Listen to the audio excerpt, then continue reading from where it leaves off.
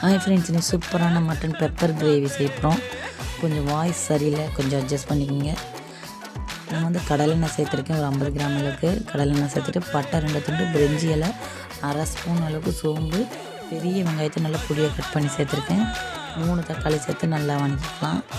பாருங்கள், இஞ்சி பூண்டு ஒரு 6 பல் பூண்டு, சின்ன துண்டு இஞ்சி, மிளகு, ஜீரகம், சோம்பு இதெல்லாம் சேர்த்து குறகுறப்பாக தண்ணி ஊற்றாமல் அரைச்சி எடுத்துருக்கேன்.